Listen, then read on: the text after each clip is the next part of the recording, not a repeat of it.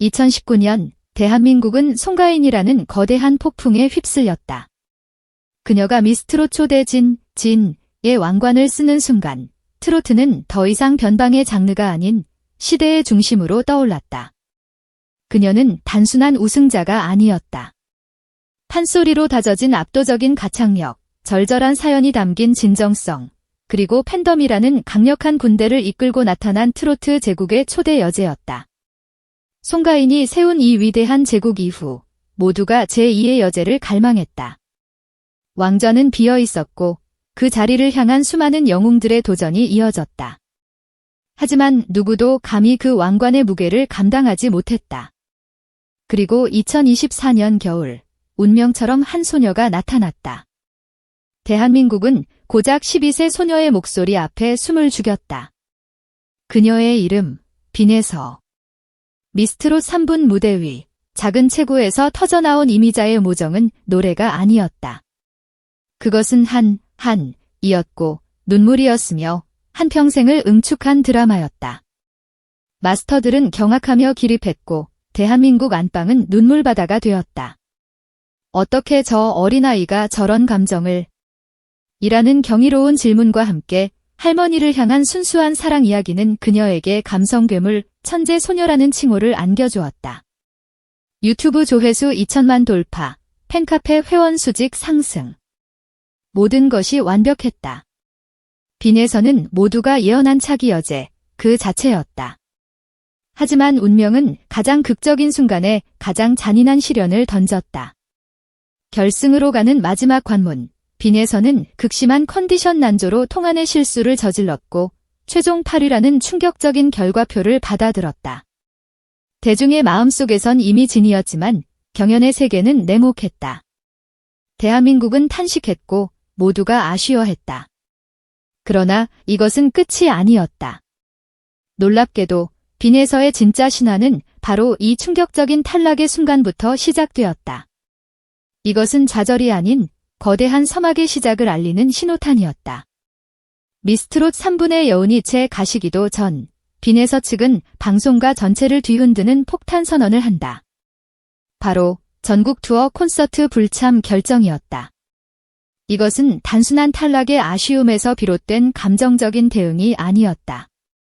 여기에는 거대 방송사의 시스템에 맞서 어린 아티스트를 지키려는 가족의 철저한 계산과 가수로서의 존엄을 지키려는 단호한 의지가 담겨 있었다.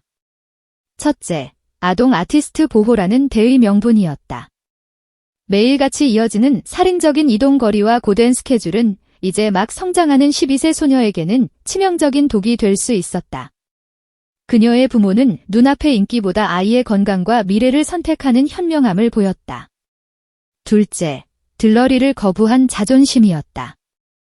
이미 순위가 정해진 콘서트에서 빈에서는 우승자를 빛내기 위한 얼굴마담이자 매표용 미끼로 소비될 가능성이 농후했다. 그녀의 가족과 팬덤은 빈에서를 주인공이 아닌 조연으로 세우는 무대에는 설 수 없다며 방송사의 관행에 정면으로 반기를 든 것이다. 이 불참 선언은 단순한 보이콧이 아니었다.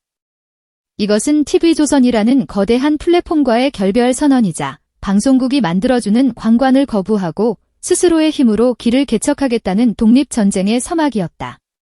그녀는 더 이상 경연의 참가자가 아닌 트로트 산업의 새로운 주체로서 자신의 존재를 세상에 각인시켰다. 방송국의 거대한 성벽을 스스로 걸어나온 빈에서의 행보는 거침이 없었다. 그녀는 TV조선의 그림자에서 완벽히 벗어나 MBN 불타는 장미단, SBSN 더트롯쇼, MBC 온 트롯 챔피언 등 경쟁 방송사의 무대를 종횡무진하며 자신의 가치를 증명했다. 특정 플랫폼에 종속되지 않고도 얼마든지 빛날 수 있다는 것을 몸소 보여준 것이다.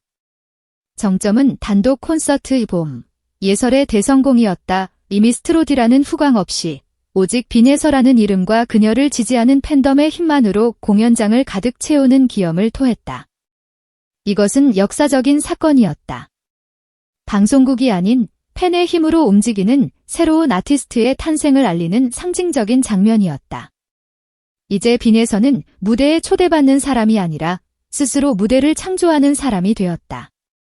이 모든 것을 가능하게 한 힘의 원천은 바로 그녀의 팬덤, 빛나는 예서였다. 개설 몇 달 만에 1만 명을 돌파한 이 팬덤은 단순한 팬클럽이 아니었다. 그들은 직접 굿즈를 제작하고 콘서트 홍보를 자발적으로 조직하며 빈에서의 활동을 위한 자금을 모으는 하나의 거대한 경제 공동체이자 독립왕국이었다. 송가인의 팬덤이 여제의 제국을 지탱하는 강력한 친이 되었다면 빈에서의 팬덤은 여왕을 직접 옹립하고 왕국을 운영하는 킹메이커 그 자체였다. 미스트롯 4분의 막은 오를 것이고 누군가는 새로운 왕관을 쓰게 될 것이다. 하지만 그 왕관은 더 이상 과거와 같은 절대적인 권위를 갖지 못할 것이다. 왜냐하면 빈에서가 이미 트로트 권력의 지형도를 완전히 바꿔놓았기 때문이다. 권력은 방송사의 손에서 팬덤의 손으로 중앙에서 각자의 왕국으로 이동했다. 빈에서는 단순히 노래를 잘하는 신동이 아니다. 그녀는 한 인터뷰에서 노래를 부를 때는 사람의 마음을 먼저 생각한다고 말했다. 이 한마디는 그녀가 기술이 아닌 마음으로 노래하는 진정한 예술가임을 증명한다. 목소리로 기교를 부리는 것이 아니라 마음으로 인생의 이야기를 전하기에 사람들은 그녀의 노래를 듣고 눈물 흘린다. 송가인이 트로트 부활의 시대를 연 위대한 초대 여제였다면 빈에서는 방송국으로부터의 독립시대를 선포한 혁명가다. 그녀는 왕관을 거부하는 가장 과감한 선택을 통해 왕관보다 더 위대한 왕국을 얻었다. 왕좌는 여전히 비어있다. 하지만 이제 그 자리는 더 이상 중요하지 않을지도 모른다. 진정한 여제는 방송국이 점지하는 것이 아니라 대중과 팬덤의 마음속에서 탄생하기 때문이다. 그리고 이미 수많은 사람들의 마음속에는 왕관 없이도 가장 빛나는 여왕, 빈에서가 자리 잡고 있다. 트로트의 새로운 질서, 왕관 없는 여왕의 시대가 마침내 시작되었다. 이것은 TV조선이라는 거대 플랫폼과의 결별을 의미했다. 방송국이 만들어주는 스타가 아닌 스스로 빛나는 별이 되겠다는 의지의 표명이었다. 이때부터 빈에서는 TV조선의 빈에서가 아닌 모두의 빈에서로 거듭나는 놀라운 행보를 시작한다. 그녀는 TV조선 프로그램에는 일절 모습을 드러내지 않으면서도 MBN 불타는 장미단, SBSM 더 트롯쇼, MBC 온 트롯 챔피언 등 경쟁 방송사의 무대를 종횡무진 누비며 자신의 영향력을 과시했다. 빈에서 현상의 가장 무서운 점은 그녀가 방송의 힘이 아닌 오직 팬덤의 힘으로 움직이는 아티스트로 진화했다는 것이다. 그녀의 단독 콘서트 봄, 예설은 그 힘을 증명하는 역사적인 사건이었다. 방송사의 후광 없이 오롯이 자신의 이름과 팬덤만으로 공연장을 가득 채우는 저력은 기성 톱 가수들에게도 결코 쉽지 않은 일이다.